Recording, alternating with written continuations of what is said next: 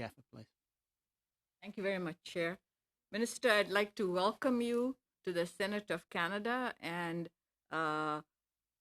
it's a real honor for me to welcome you to this committee. And I was in senior leadership for many years in this committee, never knew a minister offer proactively to come and speak to us. So this is a first, and I'm very proud that it's you who have done it. I have two questions for you, one on racism and another one on harassment. And Minister, you said that we had to be strong at home. And I know that you also agree that means we have to be representative of all populations in our country and not just a few. And to support people from diverse population, you said, free from discrimination. And I'll share with you my experience. While I was Canada's envoy to the Sudan, I traveled with many armed forces. And as the envoy, I learned from young soldiers that often they had issues of racism, but they were not able to go to any place for and complain because they were fearful of promotion. So, Minister, since you've become a minister, have you reached out to our diverse population in the armed forces? Thank you for this question.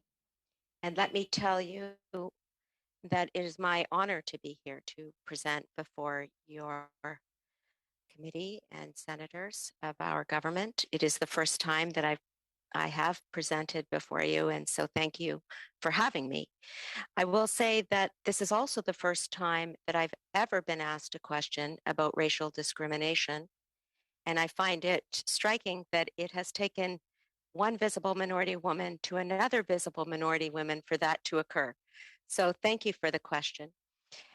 My top priority as Minister of National Defense is to foster a work environment that is inclusive, that is respectful, and that is diverse, so that everyone, when they put on a uniform, when they come to work, feels safe, protected, and respected.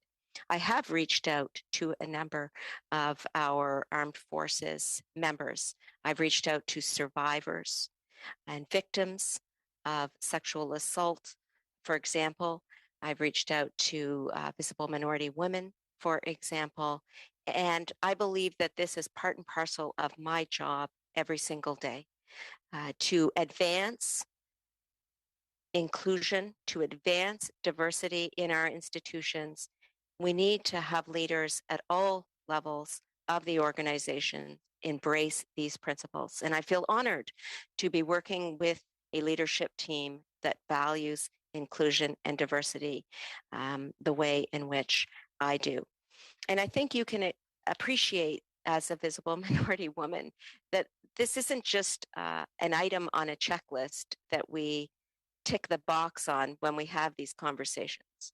Being a diverse and racialized Canadian, for me, means that every single day when I come to work, I am living the principle of ensuring that everyone feels included in the work that we are doing. And this is an ongoing issue and an ongoing struggle, but is one that I take extremely seriously. Whether there is trouble at home or abroad, we can never lose sight of the importance of equality in our country, in our institutions, and certainly here at the Department of National Defense. Thank you. May I ask a short